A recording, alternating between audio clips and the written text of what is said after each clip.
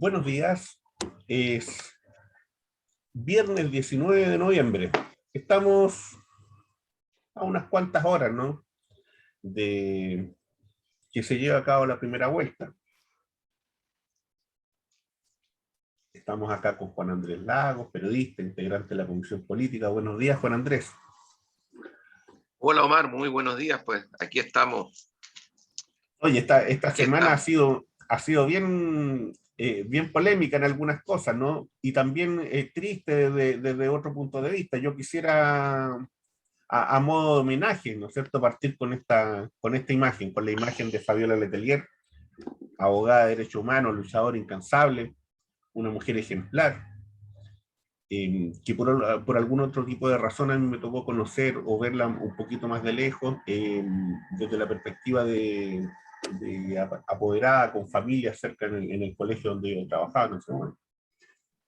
Eh, yo creo que ella deja un legado muy fuerte, ¿no? Muy profundo, de convicción, de lucha, de preparación, de resistencia y de consistencia. ¿Cómo ves tú eso, Juan Andrés? Me imagino que tú la conociste, eh, tuviste algún otro grado de relación con ella.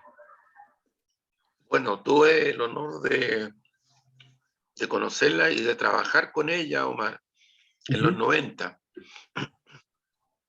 en el contexto de la Asamblea Nacional por los Derechos Humanos, en el CODEPU. Yo no era del CODEPU, ella era una de las dirigentes, y tal vez la dirigente más importante del CODEPU, un organismo de defensa de los derechos humanos que bajo la dictadura se la jugó entera. Eh, pero ellos siguieron trabajando en los 90, y me tocó también compartir con ella varios años la organización que se hacía desde la Asamblea Nacional por los Derechos Humanos, que conformaban las agrupaciones de familiares de ejecutadas y ejecutados políticos, detenidas y detenidos desaparecidos, torturadas y torturados, fuerzas políticas que estábamos en la oposición al neoliberalismo. Ya en ese momento, organizaciones sociales también de distinto orden, y nos agrupábamos para organizar distintas actividades, especialmente las marchas los 11 de septiembre, que en los 90 eran muy complejas, porque por un lado estaba el pinochetismo, Pinochet era comandante en jefe del ejército, y por otro lado estaba el campo concertacionista que siempre intentó desde la moneda, desde los poderes fácticos, desde el poder político del Estado,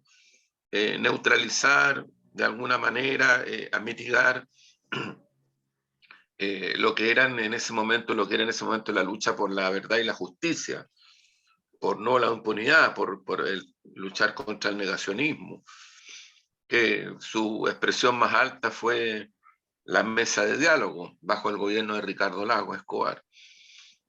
Ese periodo me tocó con ella trabajar. Era una mujer tremendamente consecuente. Me impresionó a mí mucho su convicción por la defensa de los derechos humanos, pero tal como tú decías al comienzo, es una mujer que tenía un espesor político y del conocimiento sobre la defensa de los derechos humanos, sobre la legislación internacional, muy profunda, muy profunda. Fabiola, por ejemplo, es de las abogadas defensoras de los derechos humanos que ya en los 90 plantea la necesidad de el reconocimiento por parte del Estado del pueblo mapuche, desde la perspectiva de lo que significa el reconocimiento y por tanto la autonomía, lo que significa la plurinacionalidad, el multiculturalismo, cuestiones que hoy día están puestas sobre la mesa en la Convención Constituyente. Fabiola Letelier también fue un gran aporte desde el punto de vista de plantear la necesidad de una nueva constitución política en ese tiempo. En ese tiempo es una de las precursoras, junto con Gladys Marín, junto con el grupo de juristas vinculados a la comunidad católica cristiana de Reflexión y Liberación, el padre Mariano Puga, Jaime Escobar, en fin, Eh, yo te diría que ella tenía insisto en este punto, un espesor intelectual al servicio de causas nobles y justas, y lo hacía a pesar y era muy batalladora y muy luchadora en ese sentido. Así que creo que ese es un legado que nos deja mucho futuro. Es un gran legado. Creo que hay que saber recogerlo, hay que saber tomarlo. Y lo último que me impresionaba mucho de ella era esa capacidad y ese coraje de resistencia, porque el golpe que significó eh, la instalación de Pinochet en la moneda, su hermano era un hombre extraordinariamente cercano a Allende, muy cercano a Salvador Allende. Era como Toá, eran parte de, por decirlo así, de un equipo político, tenían relaciones personales y políticas muy profundas. Y el asesinato bueno, primero el golpe es un impacto terrible, y luego el asesinato de Orlando Letelier en Washington, como fue, yo creo que fue un impacto brutal. Y creo que a Fabiola Letelier le dio una fuerza enorme para luchar por la verdad y la justicia, por las víctimas de Chile y por lo que significaba para ella su hermano, Orlando. Sí, creo que es una mujer notable en ese sentido también. Tenía un carácter muy fuerte, muy intenso, que creo que también hay que valorarlo. Era tal vez a lo mejor sin decir tanto, era una feminista en forma y fondo, ¿no? Sin decirlo, sin explicitarlo, sin publicitarlo tanto. Era una gran mujer, una gran mujer. Sí. Yo creo que valía la pena comenzar la reflexión de hoy, nuestra reflexión que siempre tiene que ver con el análisis político, lo que está ocurriendo en lo contingente, ¿no? Pero pensando en personas que han sido imprescindibles para la historia de este país, en realidad, que son parte de un patrimonio cultural, social, político, de un sector, pues, de un sector de este país. Y yo creo que ese es el valor que tiene Fabiola Letelier, entre otros tantos, ¿no? Abogados, como dices tú, del CODECU, de la Vicaría y de tantos otros espacios que sirvieron de acogida y de apoyo a los perseguidos durante este periodo muy triste y terrible, y que hoy día lo hacen también jóvenes abogados, ¿cierto? En relación con los perseguidos de hoy, en relación con los presos de hoy. Y en ese mismo sentido, fíjate que una de las cosas que también llamó la atención esta semana, esta, esta visita, ¿no es cierto?, de, de Kast, que lo anuncian ahí en algunos medios, a carabineros, ¿no es cierto?, que están con casos de violación a los derechos humanos por diversas causas, por diversas razones. Estas visitas se están haciendo supuestamente en secreto. Evidentemente que eso tiene también una connotación electoral. Es un guiño, ¿no? A ese mundo y a esa, a la familia militar, por decirlo de algún modo, ¿no? Es un guiño también, por cierto, a esta idea de que no tienen que ser tocados, a esta idea de que tienen que ser defendidos hasta las últimas consecuencias, a esta idea de la impunidad, a esta idea de que el orden cueste lo que cueste. Eh, Fíjate que para mí también esa es una señal preocupante dentro de este cuadro que se va dando previo, ¿no es cierto?, a la elección, en donde se van cristalizando una serie de situaciones. ¿Cómo ves tú eso, Juan Andrés? ¿Y cuál es la reflexión que que me imagino que ustedes harán al interior del Partido Comunista y en otros sectores de la izquierda? No sé si es que lo has conversado o han visto, has podido recibir algún tipo de feedback en relación con eso. Mira, yo creo que las cosas en Chile se han ido decantando. Yo lo he planteado otras veces, creo que aquí lo que se está decantando es una situación bien profunda que yo la ubico en los 90, comienzo de los 90, que es la famosa salida a la dictadura, que Tomás Mulián lo describe muy bien y lo analiza muy bien en su libro Anatomía de un mito, que es el pacto transicional que implicó haber generado una circunstancia estratégica, no táctica, en la cual sectores que lucharon contra la dictadura cívico-militar se sentaron a dialogar el futuro político e institucional de Chile con el que dio el golpe y con el que encabezaba la dictadura militar.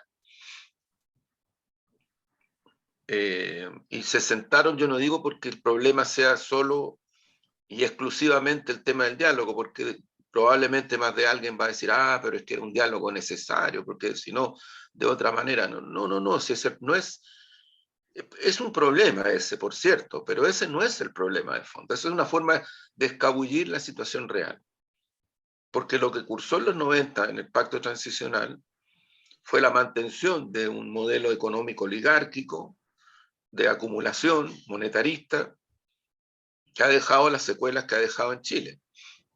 Y tú tienes hoy día candidatas presidenciales como Yasna Proboste, como José Antonio Kast, como Sichel, de alguna manera también, hasta incluso Marco Enrique, en cierta manera lo dice, que te plantean rescatar lo bueno, o algunos dicen rescatar lo bueno, en el fondo algunas cosas buenas, y otros de frentón como Yasna, como Sichel y como Kast dicen, aquí se quiere destruir todo lo bueno,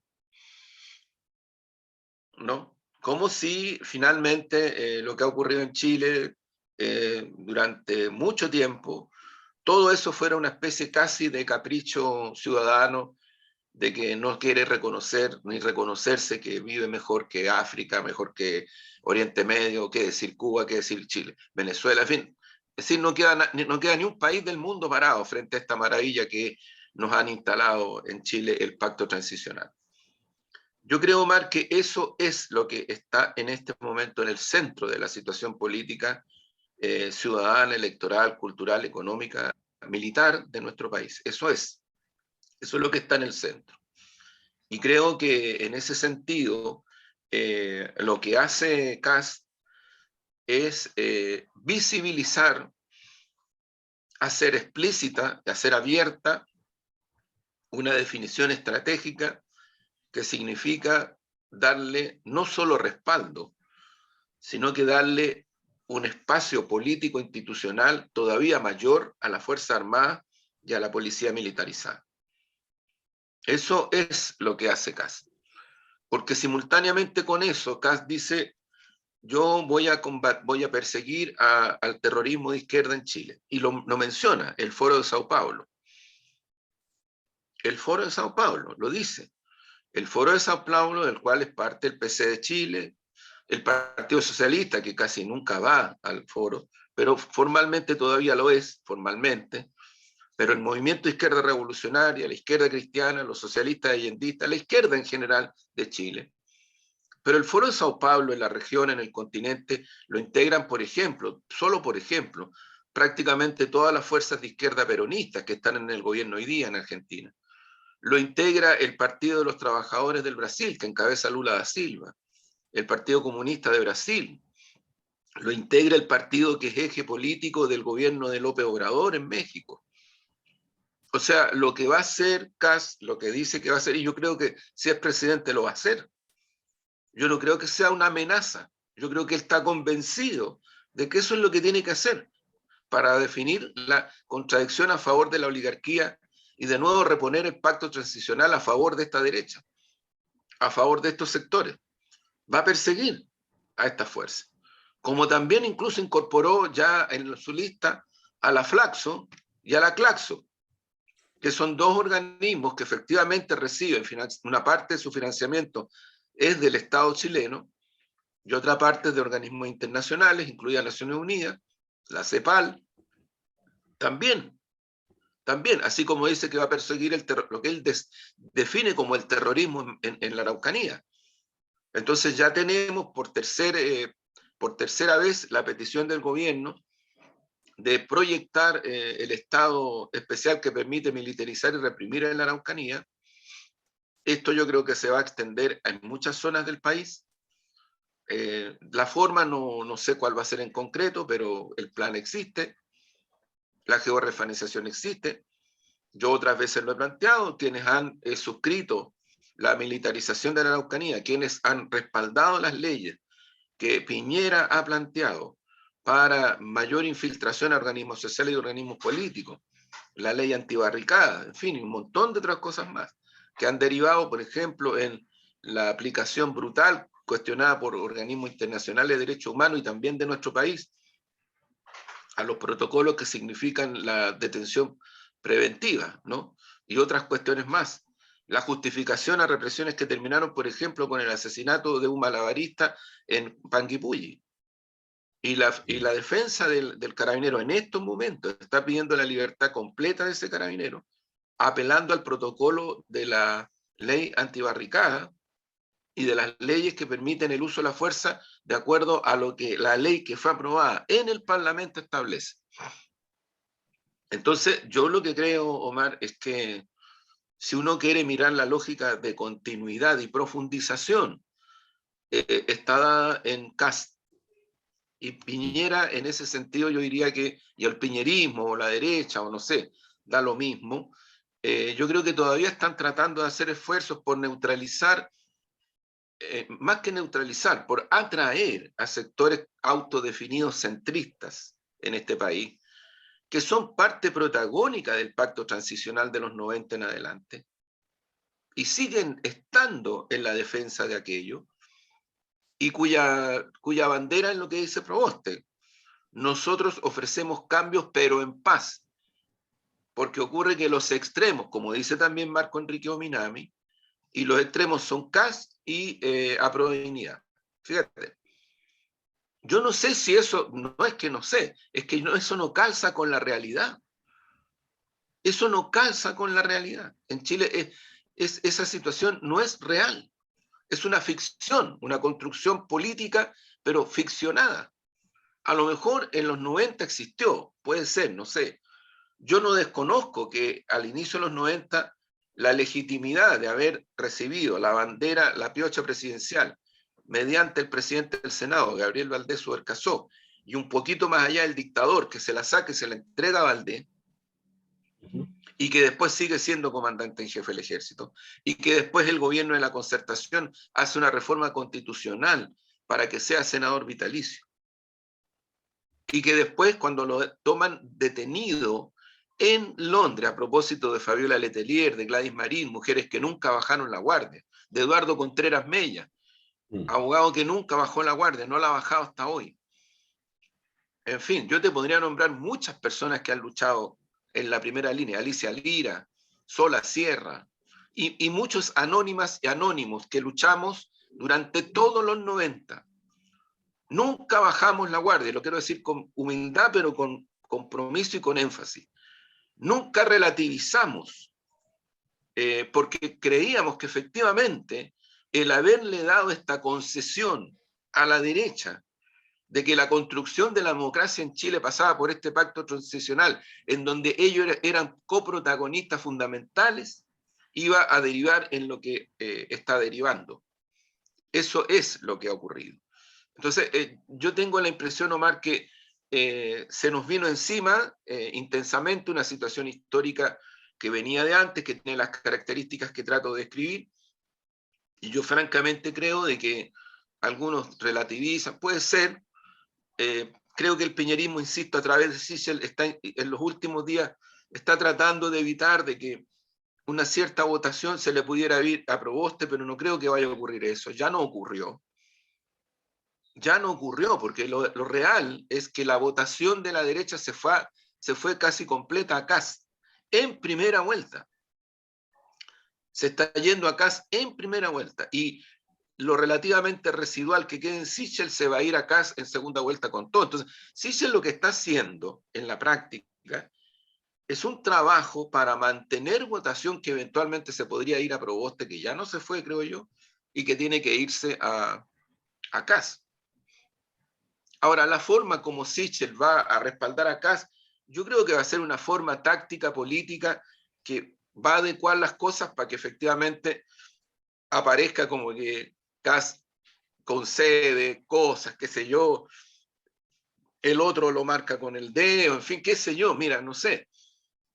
Pero yo no tengo ninguna duda de que si la segunda vuelta, como parece todo indica que va a ser, entre Kast y Gabriel Boric, la derecha entera y más allá de la derecha, del punto de vista electoral, se va a volcar a respaldar a Kast.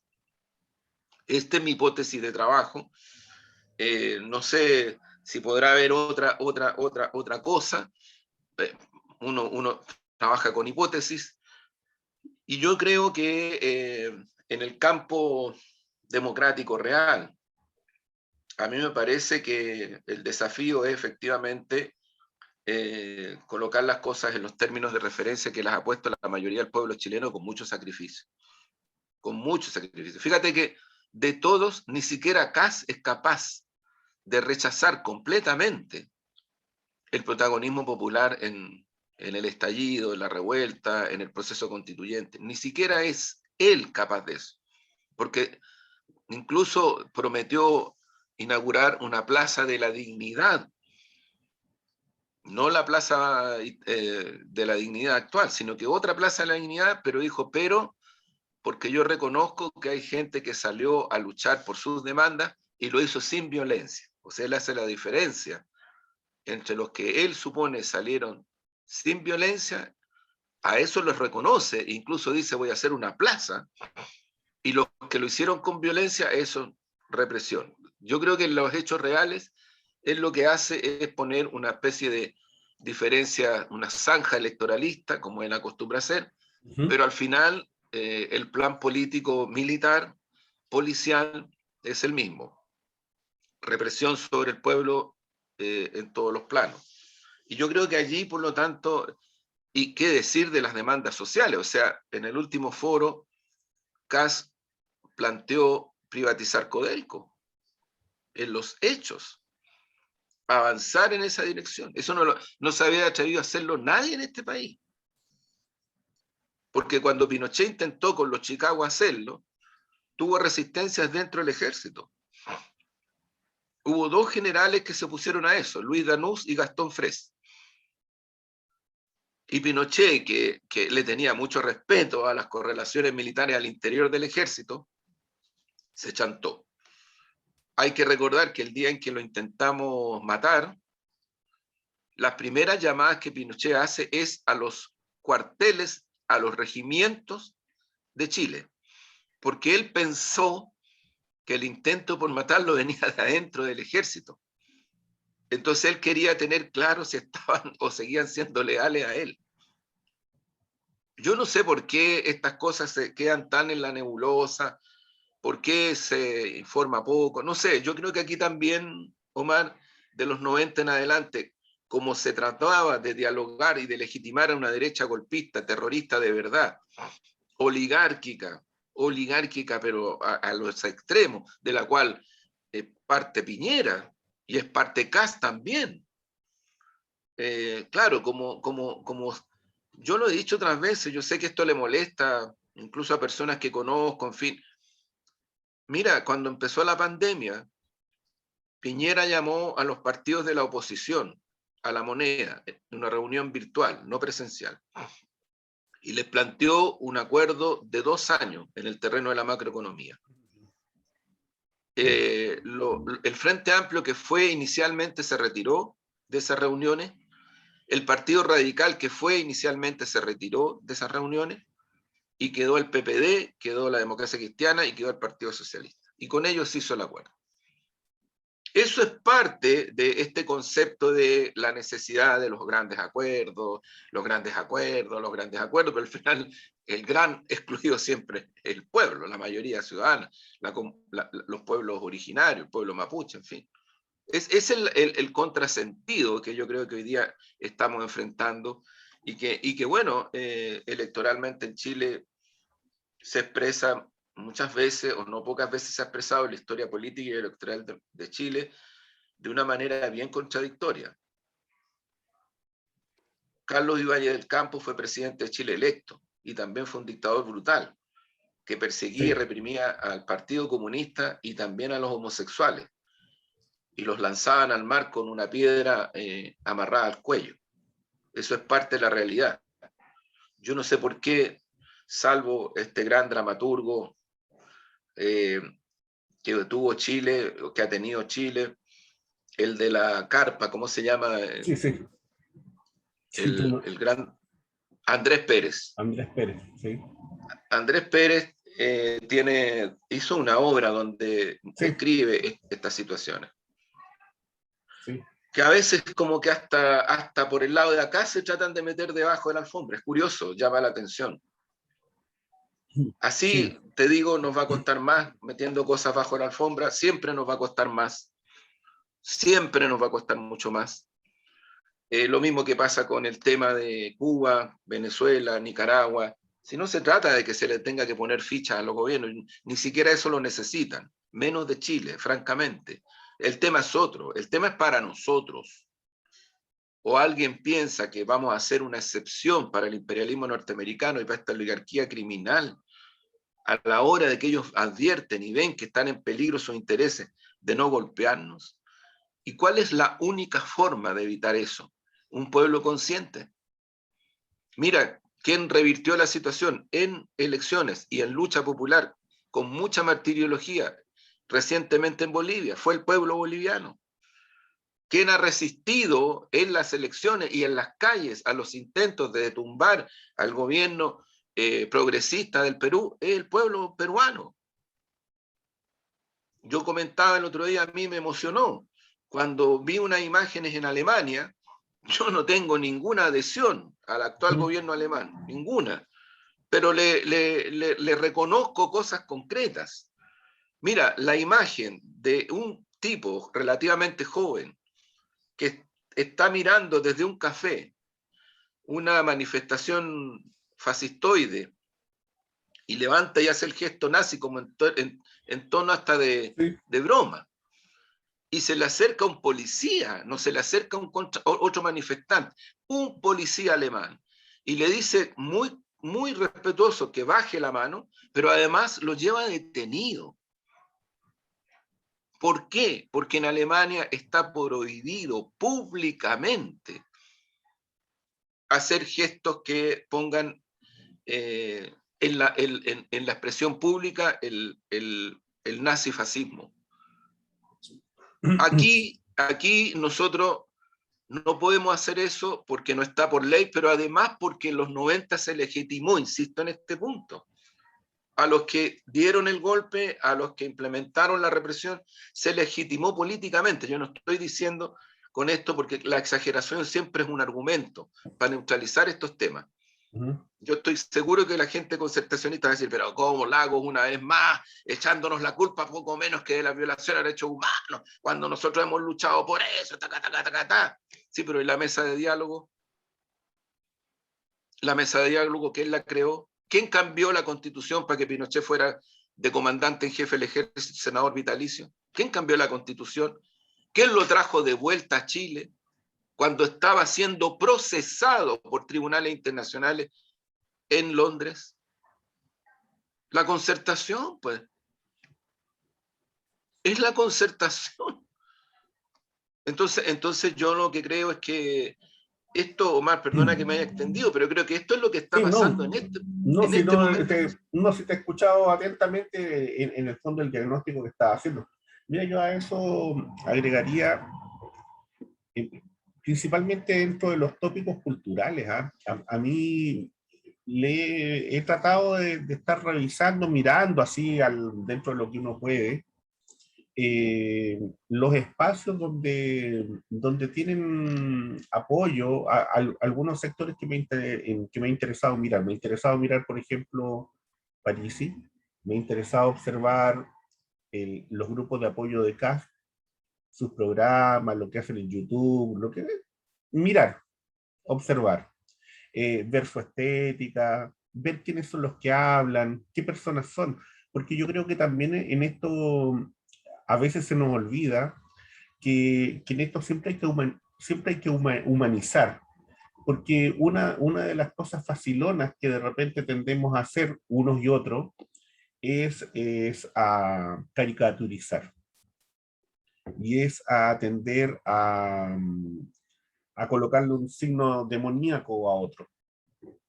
Y, y la verdad es que cuando uno viene y empieza a mirar, a observar, a entender lo que discursivamente están planteando, uno, uno puede venir y decir lo siguiente: mira, yo creo que aquí hay dos elementos que cursan producto del contexto sociopolítico en el que estamos, que tiene que ver con la incertidumbre, que tiene que ver con el temor, con la incertidumbre producto de lo que estamos viviendo, desde el punto de vista de lo que trajo consigo la pandemia, de lo que trae consigo el proceso de transformaciones sociales y políticas que se está viviendo, de lo que trae consigo, ¿no es cierto?, la crisis económica que continúa, que venía desde mucho antes, producto del agotamiento del propio modelo y que se le quiere dar aire de alguna manera, pero eso va a ser al costo de mucha gente.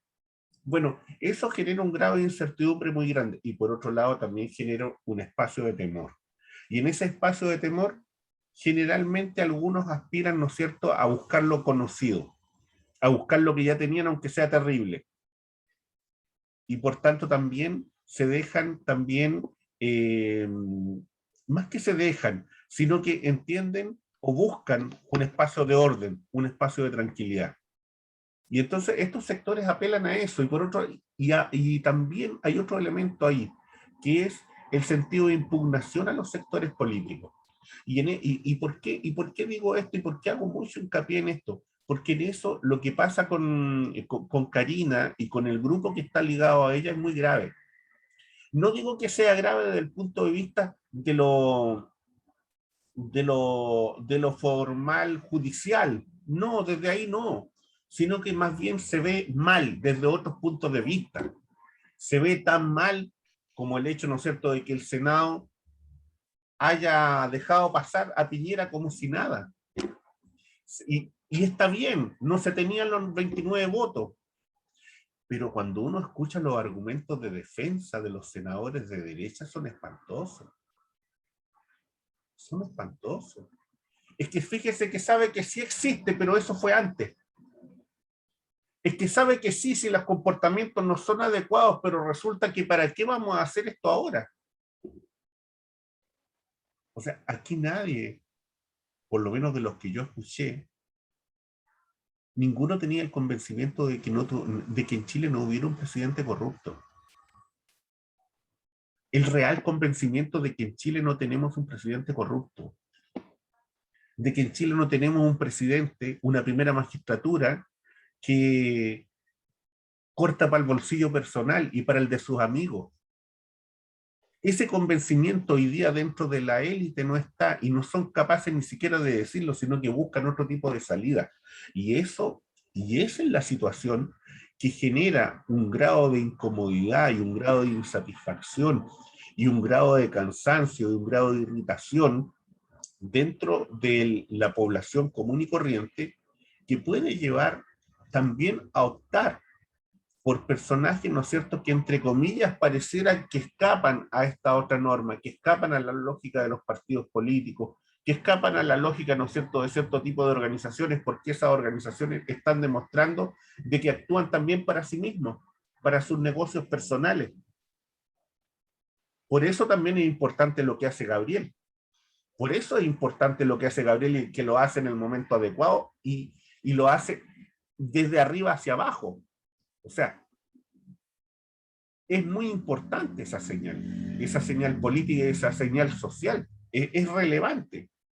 Es lo que tenemos que hacer, es como tenemos que actuar. Pero insisto, yo tengo la impresión de que ahí hay elementos que nosotros no hemos analizado con toda la seriedad y con todo lo que eso significa, no solamente desde el punto de vista discursivo cultural, desde el punto de vista político, desde el punto de vista de cómo nosotros dialogamos en el cara a cara. Con quienes se dejan, ¿no es cierto? O más que se dejan, con quienes se sienten tentados más bien a buscar ese tipo de opciones al alero del escenario en el que estamos. Juan Andrés, y en eso mismo que hemos estado conversando, yo creo que hay otra imagen también que es relevante en la semana y que tiene que ver con los pasaportes.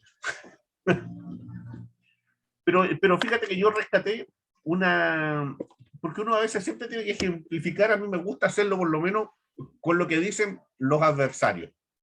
Fíjate que el presidente de la Comisión de Relaciones Exteriores del Senado, Jorge Pizarro, en agosto del 2021 decía lo siguiente: las preocupaciones de las aseguradoras de Estados Unidos por definiciones legislativas internas en nuestro país deben resolverse por la vía institucional. Hago hincapié, por la vía institucional. No corresponde que la politicen ni menos contaminar las relaciones entre gobiernos como pareciera ser el interés de estas compañías al enviar cartas al Congreso de Estados Unidos y al propio presidente Biden. O sea, léase. Oiga, si nos van a presionar, por lo menos háganlo por otro tipo de vía, pues no nos traten como si fuéramos Haití, pues. Si nosotros no somos Angola, nosotros somos Chile, pues. Nosotros éramos el ejemplo para América Latina del modelo. ¿Cómo se les puede ocurrir darnos este trato? Eso es lo que está diciendo. ¿O no? Absolutamente. Mira, Omar, yo te contextualizo a propósito de los 90 y lo que está pasando hoy. Y en eso yo diría que los altos mandos políticos, por decirlo así, de los partidos principales de la Concertación, no han cambiado un ápice de todo esto. No han cambiado, o sea, no han cambiado. Así de simple. Pero en los 90 yo me recuerdo que incluso Gladys tuvo el coraje de ir a Washington a denunciar en Estados Unidos el famoso consenso de Washington. Final de los 90, más o menos los 2000, por ahí, no, fue poco antes. En tiempos en los cuales, casi voy a citar textualmente, Edgardo Benninger, ministro, tal vez el asesor político, o más que asesor, el conductor político más importante de los primeros gobiernos de la Concertación, de larga historia para atrás. Edgardo Benninger fue rector de la Universidad de Chile, en una elección muy disputada con la izquierda en los 70, un demócrata cristiano muy estructurado, una persona con mucha ideología y doctrina política de por medio, y él escribió un texto en los 90 en donde, a propósito de las características de lo que significaba la globalización capitalista, dice: nos vamos a tener que acostumbrar a que definiciones políticas que antes se adoptaban en nuestro país, lo dice explícitamente, y que tienen que ver con nuestro país, se van a adoptar en otros centros de poder. Y le prestaba ropa y le daba un gran valor positivo a la transnacionalización del poder y a la transnacionalización de las corporaciones. Eso es lo que escribía Edgardo Benninger para que se entendiera por parte de su sector, la Democracia Cristiana, el Partido Socialista, el Partido por la Democracia, cuáles eran los aires políticos internacionales que tenía que recorrer Chile como experimento del neoliberalismo y del capitalismo salvaje.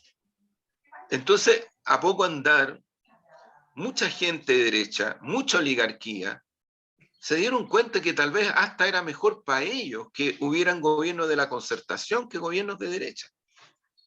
Porque los gobiernos de la Concertación blindaban mucho más y de mejor manera, contenían mucho más y de mejor manera ese impulso popular mayoritario que venía de los 80 en la lucha contra la dictadura, y que lo que estaba buscando efectivamente era un país democrático, soberano, con justicia social, y parar el saqueo. Y parar el saqueo. Entonces, yo creo que eso es lo que explica más estratégicamente lo que tú señalas, Omar. Es decir, tú recuerdas que los tratados de libre comercio que los gobiernos de la concertación especialmente han suscrito, incluso van a ser tema de controversia muy profundo en el proceso de elaboración de la nueva constitución, porque esos tratados de libre comercio establecen de que Chile como Estado nacional no puede cambiar términos de referencia que tienen que ver con cuestiones que las corporaciones transnacionales y que otros estados mucho más poderosos que el chileno han establecido como condiciones básicas para entrar a firmar esos tratados de libre comercio. Entonces, a mí me parece que estamos llegando nosotros como país, un poco tardíamente, pero así es la historia, a lo que antes llegó Bolivia, a lo que antes llegó Venezuela, a lo que antes llegó Ecuador, a lo que antes y ahora está llegando Perú, a lo que antes llegó El Salvador. Estamos llegando un poco tarde incluso a lo que antes está llegando Honduras, porque te quiero decir, Omar, que es muy probable que la próxima presidenta de Honduras sea una mujer muy, muy vinculada a los procesos de emancipación, admiradora de Gladys Marín, esposa de un presidente que fue depuesto en Honduras, ¿no? Estamos llegando antes, un poco después, o bastante después de lo que está cursando en México, que tiene una historia política y electoral no reciente. O sea, lo que quiero decir es que, a la inversa de lo que algunos creen desde el campo del capitalismo salvaje, el neoliberalismo, de la derecha, de la concertación, y algunos sectores que se dicen de izquierda, la verdad es que en Chile, efectivamente, lo que se puso en cuestión, y no lo puso la élite, no le puso la élite transversal, lo puso el pueblo en cuestión. Fíjate el aterrizaje a esto, concretamente. Los peritajes policiales están dejando en evidencia que al mapuche, que según las versiones de carabineros y oficiales decían que era una persona que estaba armada y que se enfrentó armado, por tanto hubo enfrentamiento. Los peritajes lo que están diciendo es que lo mataron y estaba de rodillas. Estaba de rodillas. Esos son los peritajes. Se ha hablado, bueno, mira, los Nada, matinales de estas cosas no hablan o hablan nada, así, nada. nada. Lo que pasa es que... Entonces te quiero decir que el aterrizaje a esto es ese tipo de situaciones. ¿Por qué? Porque tanto la gente de la concertación como la gente de la derecha y algunos que se dicen de izquierda o se llaman de izquierda, efectivamente anteponen el Estado de Derecho realmente existente a los intereses del primer pueblo y a los derechos ancestrales del primer pueblo por su territorio, cuestión que le da la razón el derecho internacional establecido en Naciones Unidas y el derecho de los pueblos internacionales. Entonces, cuando Naciones Unidas, cuando los relatores internacionales cuestionan al Estado chileno y le dicen que no pueden judicializar la causa mapuche, ¿qué le están diciendo? Le están diciendo que no le pueden imponer a esa demanda el Estado de Derecho, porque el Estado de Derecho es el que viola históricamente el derecho ancestral del pueblo mapuche al territorio. Entonces, ¿qué pasa con este muchacho que es asesinado y que además ahora ocurre que la versión de los peritajes, ni siquiera de las comunidades, es que los mataron de rodillas? Eso es crimen de lesa humanidad, donde está involucrado el Estado a través del Poder Ejecutivo y la Administración de Justicia a través de los poderes policiales también. Sí. O sea, Eso es lo que... yo tengo la impresión de que acá, mira, una nota al margen frente al tema anterior de lo que estábamos conversando del tema pasaporte y todo eso, ¿no? Yo creo que en el caso de los estados y de la soberanía, yo creo que todo lo que tiene que ver con la documentación de un país tiene que estar en el país, tiene que estar a cargo del propio estado. Eh, eso es desde mi propia visión, y ahí no tiene que entregarse ni a norteamericanos, ni a chinos, ni a japoneses, no, eso tenemos que hacerlo nosotros. A mí me parece que esa negociación ya desde el inicio y el abrir esa negociación en las condiciones en que se abre, significa poner en peligro y ponernos en riesgo a todos. No porque vaya a ocurrir algo, sencillamente porque ahí hay información sensible de cada uno de los ciudadanos, nada más que por eso. Y creo que esa información sensible le pertenece al Estado de Chile y nos pertenece a los chilenos. Eso como nota personal al margen. Dos, yo creo que en el tema, yo tengo la impresión que en el tema de lo que significa la violación de los derechos humanos, de todo lo que se ha ido dando desde el 2019 hasta acá, yo creo, y ahí me acuerdo de Aimé Césaire, cuando Aimé Césaire decía, ¿no es cierto?, de que todo lo que se escandalizaban de los campos de concentración, todo lo que se escandalizaban, ¿no es cierto?, de situaciones terribles que se vivieron en la Segunda Guerra, bueno, las colonias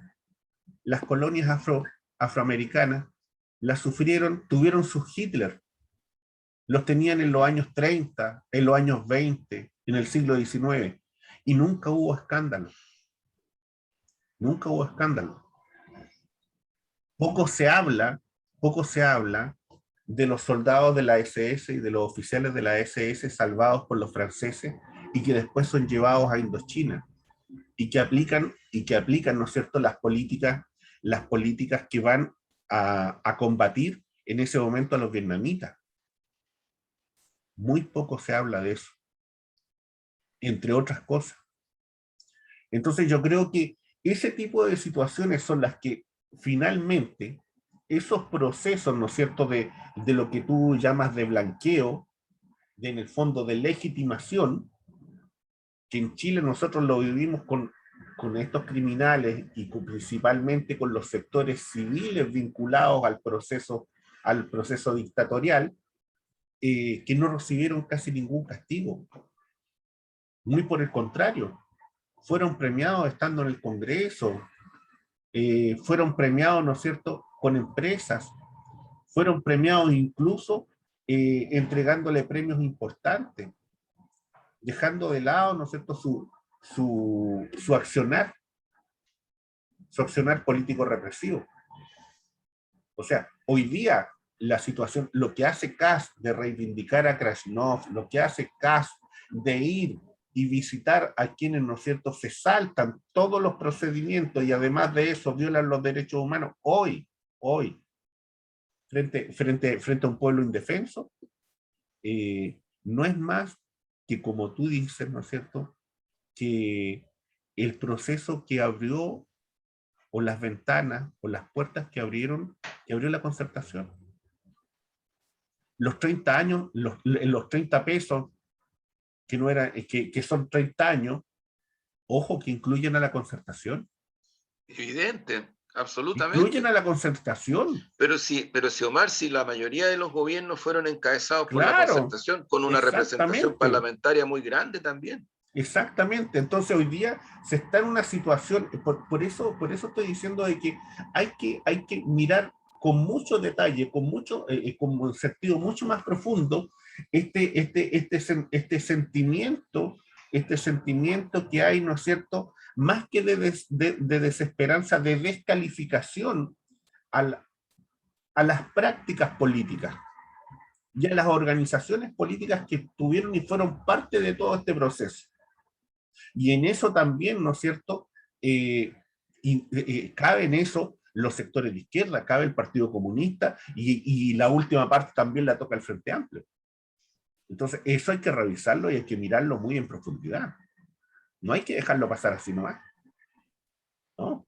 Hay que revisarlo. Y hay que hacerse cargo de lo que eso significa y del impacto que eso provoca. Y yo creo que eso todavía no hay una reflexión más elaborada de lo que significa y de lo que significó eso. ¿No? Creo que todavía se está muy como decía por ahí, ¿no es cierto?, un escritor, se está recién en la punta del iceberg. No se está mirando en lo profundo. Eso. Claro, Oye, Juan Andrés, y una sí, última cosa antes que nos vamos y antes que antes nos del tema de vamos. la poesía. Bueno, hagamos alguna apuestitas. ¿Cómo viene la mano para el domingo? ¿Cómo la sientes tú? A ver, Mira, vamos. yo creo que Mira. obviamente mi, mi trabajo, mi empeño, mi Ujú, compromiso absoluto está en una dirección. Además, ujú, eso es absolutamente evidente y explícito. ujú, En el análisis ujú, de tendencias, de cómo están las cosas, yo creo que a segunda vuelta sin duda pasa Gabriel Boric. Creo que debería, debería mostrarse una diferencia significativa con el segundo, que yo creo que pasa a segunda vuelta, que es Kast.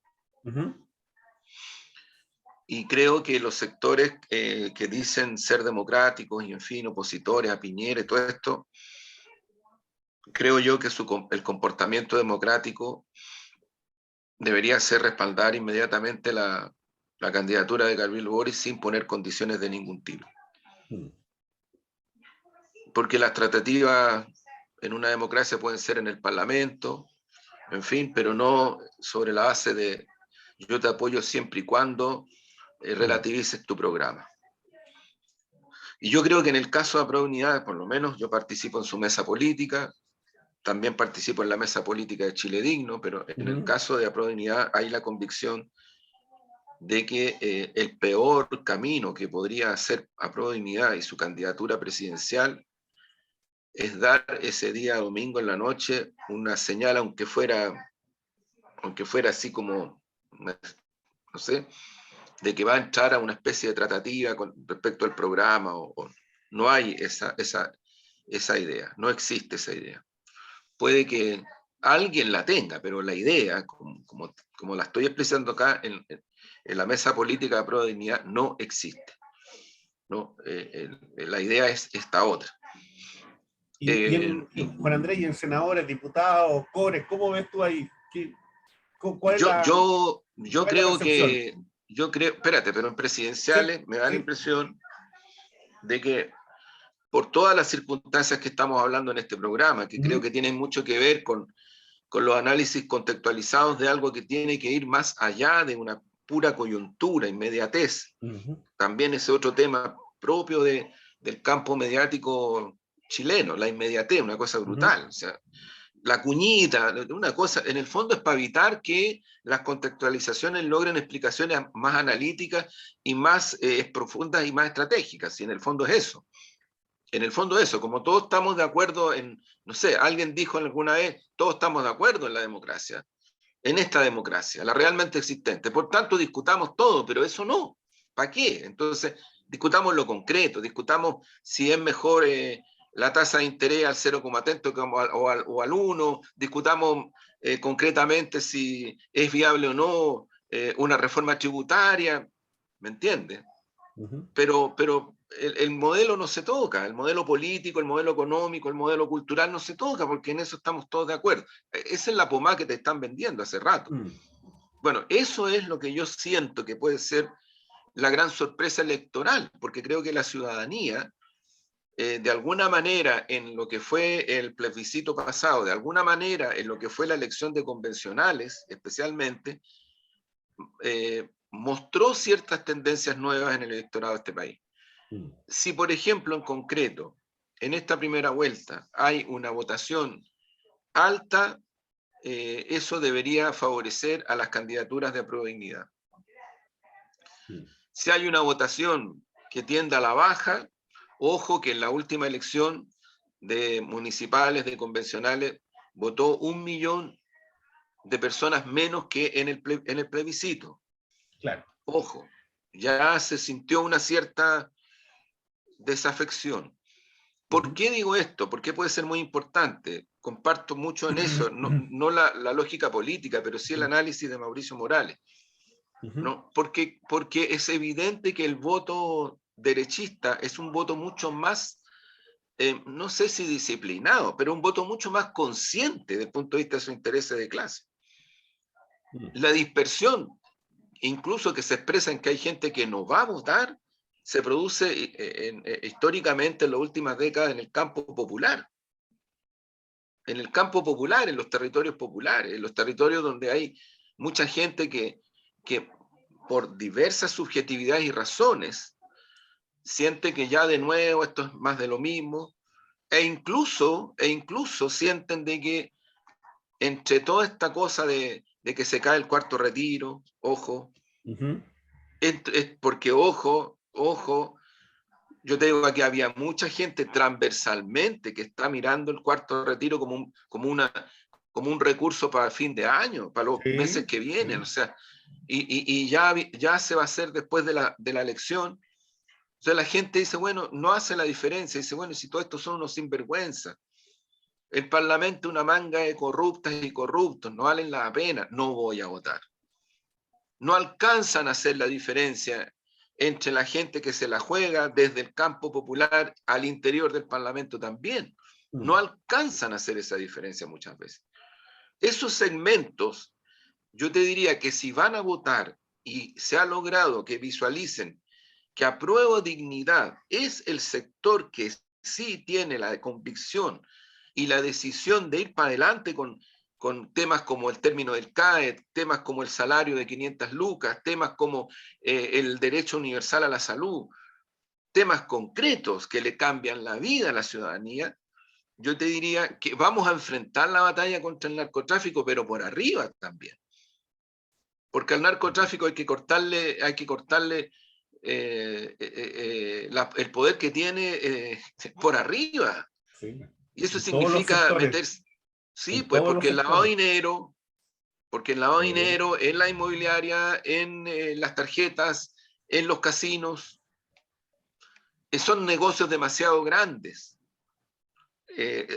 Tú le cortas de raíz eso, terminas con el negocio. Yo te digo, ojo que ahí, si tenemos la decisión, vamos a tener que enfrentar enemigas y enemigos muy poderosos que están puestos en las élites políticas y en las élites económicas de este país. Pero si junto con eso tú dices, mire, ¿por qué se tiene que asociar violación de derechos humanos con combate al narcotráfico? Con combate a las bandas armadas en los territorios. ¿Por qué? Entonces lo que tú entras ahí es un cambio total de la policía militarizada, Carabineros, con protocolos muy distintos, pero con capacidad investigativa y preventiva. Si tú, mira, tú puedes hacer con la PDI y con una policía de verdad investigaciones que permitan desarmar a las bandas armadas y al narcotráfico territorial que proviene desde la frontera. En fin, entonces tú lo puedes hacer en acuerdo con los gobiernos hermanos de la región, en acuerdo, porque también necesitamos un acuerdo transversal para enfrentar el fenómeno del flagelo, porque ocurre que aquí nadie habla mucho de que sigue siendo Colombia una de las bases grandes del origen del tráfico del narcotráfico. ¿Y por qué no lo dicen? Porque tanto los medios hegemónicos, la manada hegemónica, como el gobierno y como otros saben de que ahí van a golpear a un gran amiguis de Piñera y un gran amiguis de todos ellos, que es el actual presidente de Colombia, pues, Duque. Y detrás de Duque está uno de los personajes que además ha sido acusado formalmente en tribunales como vinculado al narcotráfico, que es el expresidente Uribe, gran amigo de Piñera. Y no Entonces, solamente gran amigo de Piñera, sino que presenta libros, ¿no es cierto?, con los sí, pues, sectores republicanos, con bien, María Corina Machado también, y así el es, yo señor te Rojo digo, Edward, que están haciendo todo esto de que exactamente. van a perseguir el Entonces, ¿dónde narcotráfico está aquí la y allá. línea de combate real al narcotráfico por parte de la derecha y de otros sectores? ¿Dónde está? No está, pues. No está. Si es re fácil hacer lo que ellos hacen y se desdoblan y ni siquiera les sale ni mínimo, porque todos estos años ellos han administrado el Estado de este país, ellos han administrado las lógicas policiales, ellos. Y la concertación también. También, cuando el señor Abbott, fiscal nacional, hace semanas atrás dice, esto es grave porque ocurre que aquí hay 2 carteles mexicanos ya operando, que sé, no son 2, son más. Oye, chuta, es re fácil así, es re fácil. Si la ciudadanía, esta ciudadanía que todavía está mirando ahí, se percata en estas horas que quedan que efectivamente aquí hay un sector que se la va a jugar entero, no relativizando. Por estas cosas, yo creo que el resultado electoral de la parlamentario de Apruebo Dignidad y el resultado presidencial de Apruebo Dignidad debería ser importante. Oye, Juan Andrés, dos preguntas cortitas antes. Cortitas, ¿de sí o no? Ya. Aunque yo sé que no te gusta mucho el sí y el no, pero bueno. Está bien. ¿Hay senadores comunistas o no? Hay senadores comunistas. Ya. Bueno, hay. ¿Redactó la cartita o no? Como dijeron en cooperativa. Eso sí que da para otra cosa, Omar. Yo, a ver, si tú me permites, voy a seguir mi formación, que no la voy a abandonar menos ahora. ¿Ya? Yo no voy a decir nada públicamente respecto de ese punto. Y respaldo en forma y fondo esa declaración. La respaldo en forma y fondo. Ok. Había que preguntar, usted sabe que había varios no, que estaban así. Bueno, y... No, está bien, no, si yo te digo, he visto una cantidad de cosas impresionantes, realmente Claro. ha sido un abuso, Sí, un abuso a mí político, me sorprendió mucho lo que mediático. escuché en cooperativa en la mañana, Sí, sí, por quienes supuestamente eran los que habían redactado, y dije, "Bah, qué raro, qué sí. extraño". Bueno, Bueno, en la vida hay que asumir las cosas también, sí, pues, hay que asumirlas. hay que colocar el pecho, ¿cierto? Colocar Así el pecho es, a las balas, dicen. Mira, así es. para terminar, un poemita dedicado a, pensando que este año se cumplen los 100 años de Paulo Freire, educador, formador, estuvo en Chile. Casi todo uno de sus textos principales, el texto principal que es la pedagogía del oprimido, lo escribe gran parte en Chile. Eh, Padre de la pedagogía crítica, un intelectual, un hombre que realmente hay que conocer y hay que profundizar, porque es un aporte para América Latina. Entonces, a Paulo Freire.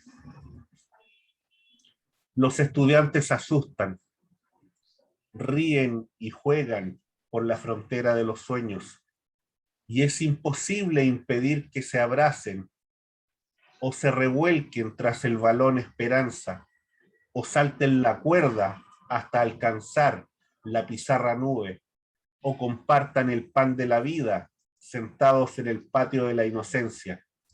Hay que parecerse a ellos, nos decía. Hay que aprender aprendiendo.